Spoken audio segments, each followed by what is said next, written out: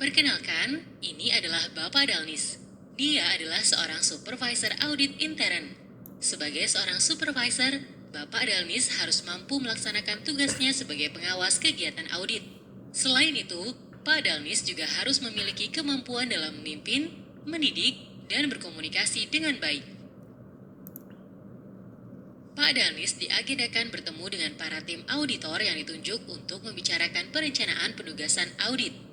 Perencanaan penugasan audit merupakan salah satu aktivitas manajemen pengorganisasian sumber daya audit, baik itu SDM, waktu, keuangan, sarana dan prasarana, pelaksanaan audit, dan pengendalian yang bertujuan untuk memberikan rekomendasi perbaikan kinerja kepada objek audit atau auditi. Ada 4 tahapan perencanaan, yaitu 1. Persiapan 2. Perencanaan 3. Pengendalian tujuan 4. Identifikasi risiko. Nah, untuk itu, Pak Dalnis akan menuju 4 ruangan untuk mengetahui masing-masing tahapan tersebut. Klik atau sentuh setiap nomor secara berurutan untuk informasi lebih lanjut. Pak Dalnis tiba di ruangan pertama. Di sini Anda akan diberikan informasi tentang tahapan pertama, yaitu persiapan perencanaan audit. Dalam sebuah persiapan perencanaan, ada 2 hal yang harus dilakukan, yaitu survei awal dan pembicaraan awal. Lalu, apa sajakah yang dilakukan pada 2 hal tersebut? Klik atau sentuh ikon untuk informasi lebih lanjut. Tahapan ini untuk memberikan dasar perencanaan audit dan consulting, terutama untuk menentukan survei awal pada kegiatan audit, yaitu tujuan audit, ruang lingkup, waktu pelaksanaan, anggota tim audit, dan memastikan kualitas audit. Kemudian, kegiatan yang bersifat consulting adalah dengan menyiapkan surat permohonan persetujuan pelaksanaan kegiatan tersebut. Anda tiba di ruangan kedua. Di ruangan ini, Anda akan mengenali tahapan selanjutnya dari perencanaan penugasan audit, yaitu tahap perencanaan audit. Bantulah Pak Dalnis melengkapi puzzle berikut ini untuk mengetahui informasi selanjutnya.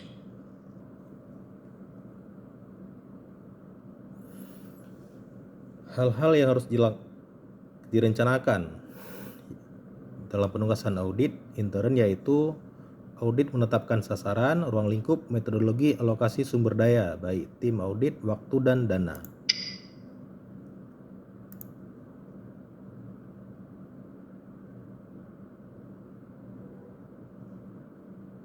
Ini adalah ruangan ketiga.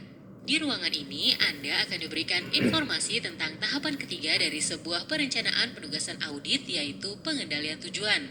Ada 4 persyaratan yang harus ada pada tahapan ini.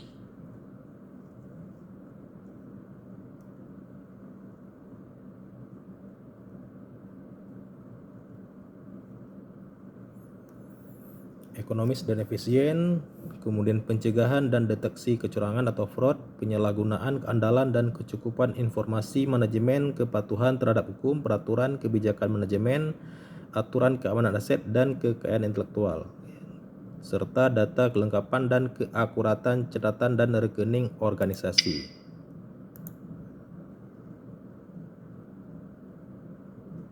Anda akhirnya tiba di ruangan keempat. Di sini akan dibahas tentang tahapan terakhir dari perencanaan penugasan, yaitu identifikasi risiko. Tahapan ini berguna untuk mengidentifikasi setiap risiko yang berhubungan dengan tujuan pengendalian. Beberapa contoh risiko yang sering muncul adalah kerusakan reputasi organisasi atau departemen tertentu dalam organisasi, dan pelanggaran keamanan atas akses tidak sah ke fasilitas komputer.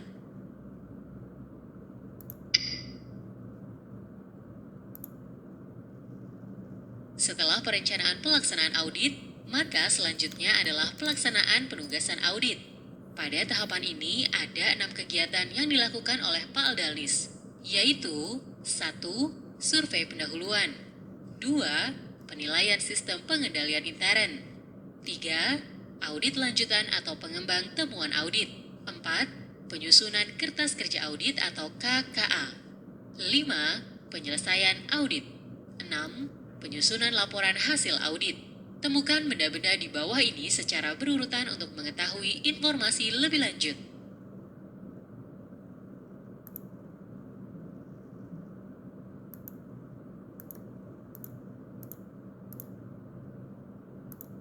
Sebagai seorang supervisor, seringkali Pak Dalnis dalam pelaksanaan tugas pengawasannya membawahi lebih dari 2 tim audit.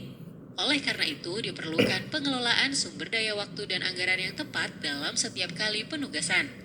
Pengendalian pengawasan tersebut dibuat untuk menjamin agar pelaksanaan pengawasan menjadi lebih terarah dan terkendali, sehingga diperoleh hasil pengawasan tepat waktu, tepat mutu, dan tepat sasaran.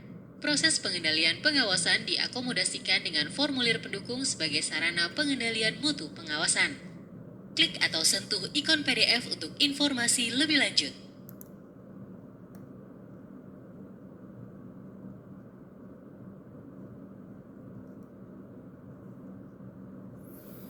Permenpan tentang pedoman kendali mutu audit atau sering dikenal dengan KM.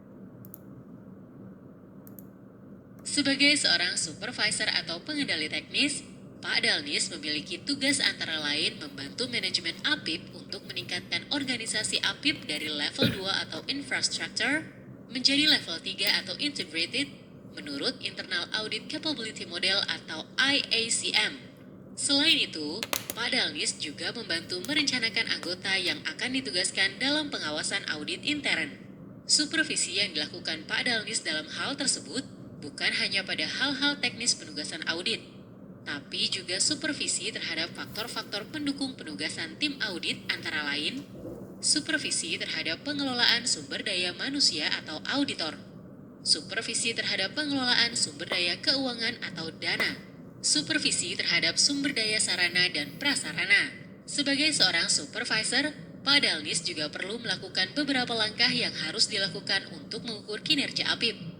Hal tersebut dilakukan untuk meningkatkan perannya dalam menilai dan melaporkan tingkat efisiensi, efektivitas, dan keekonomisan manajemen. Klik atau sentuh ikon untuk informasi lebih lanjut.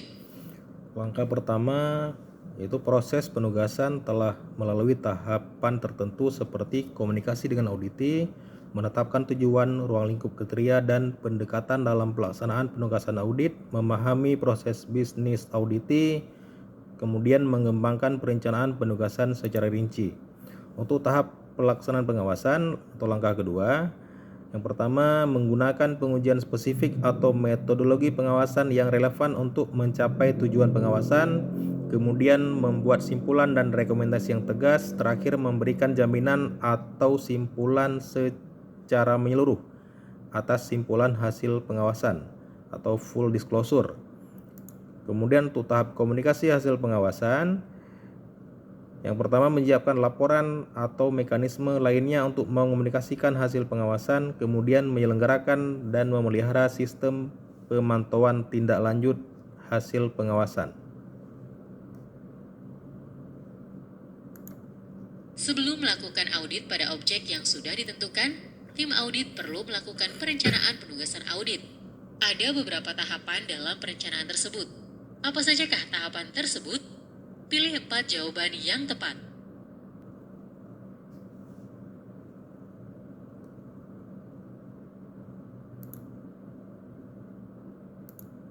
Dalam pelaksanaan penugasan audit, ada kegiatan audit lanjutan atau pengembangan temuan audit. Terdapat bukti-bukti audit yang harus dikumpulkan. Bukti tersebut harus memenuhi persyaratan RECO Cuma. Apakah syarat tersebut? Tarik dan letakkan istilah di bawah ini pada kotak yang disediakan. Seorang supervisor melakukan pengendalian pengawasan audit agar dapat memperoleh hasil pengawasan yang baik. Ada 3 ketepatan hasil yang harus dicapai dari sebuah pengawasan. Apakah hal-hal tersebut?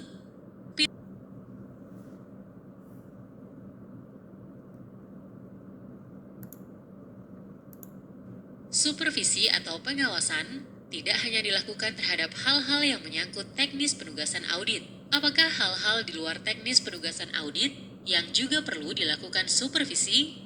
Pilih 3 jawaban yang tepat.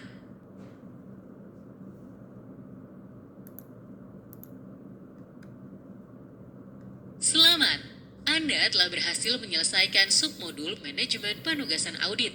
Berikut merupakan intisari dari materi ini.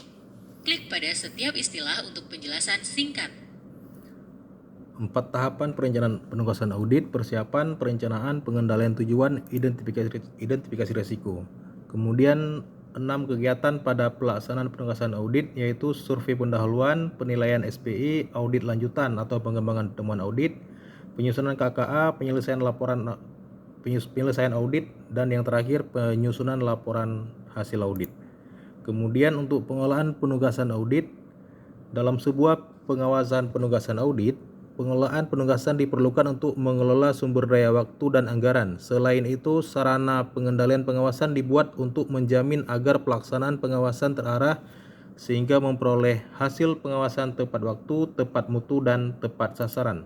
Yang terakhir, organisasi dan evaluasi audit intern. Yang pertama, supervisor memiliki tugas membantu manajemen APIP merencanakan anggota yang akan ditugaskan dalam pengawasan intern. Yang kedua, supervisor melakukan pengawasan terhadap pengelolaan SDM auditor, sumber daya keuangan, dan terakhir sumber daya sarana prasarana. Kemudian untuk evaluasi audit intern, supervisor melakukan beberapa langkah pada perencanaan penugasan, pelaksanaan pengawasan, dan mengkomunikasikan hasil pengawasan untuk mengukur kinerja APIP.